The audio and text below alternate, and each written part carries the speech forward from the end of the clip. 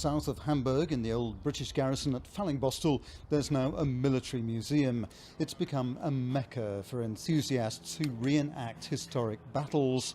Today, the museum also has a special guest. Wolfgang Meyer may not be a household name to everyone, but it certainly is to former soldiers like David Taylor. Your bratties were the best in the world. Thank you very much. The stories of Wolfgang, the modern day soldier don't know anything about him really. Not a great deal anyway, so it's only the old soldiers.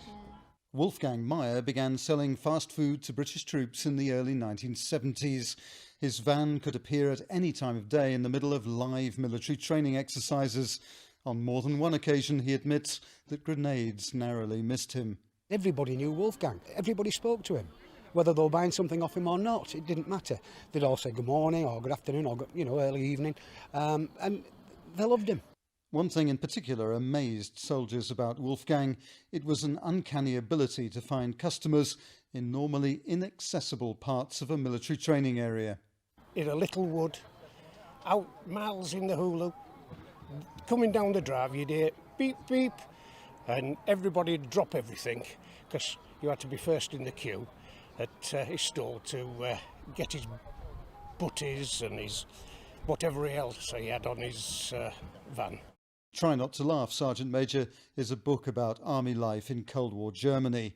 Its authors, Jeremy Hands and Robert McGowan, mention a wily character named Wolfgang. He's described as motoring around battlefield training areas aboard an ancient blue Mercedes van. One trooper is quoted as saying, "We're supposed to be unseen, but everywhere we hide, that so-and-so finds us." We always thought he was a spy for the Russians. There was all sorts of rumours back then that he had his own radio, he had his own maps and all the rest of it.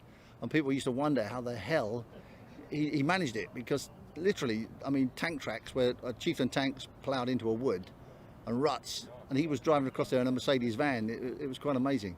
The man himself has a much simpler explanation. 10er Pack Bier. Das ist ein Pack. I always had packs of beer with me, he says, 10 bottles in each. If I wasn't sure where a unit was, I would stop a tank crew and offer them some beers. They'd give me directions. Then I would know exactly where to go. Und nächsten Tag wusste ich ja, wo sie denn liegen. And sometimes it would be the fast food man showing soldiers the way. We were looking for the unit. We knew roughly where they were, but we couldn't find them. And then we found Wolfgang.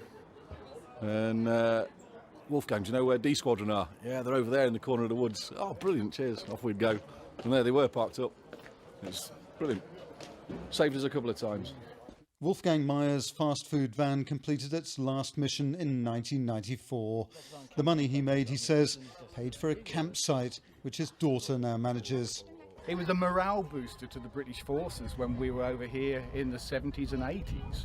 And I think that I'm speaking for a lot of people, that that's the way it is. Wolfgang was a part of our Cold War, really, which is what it was in those days.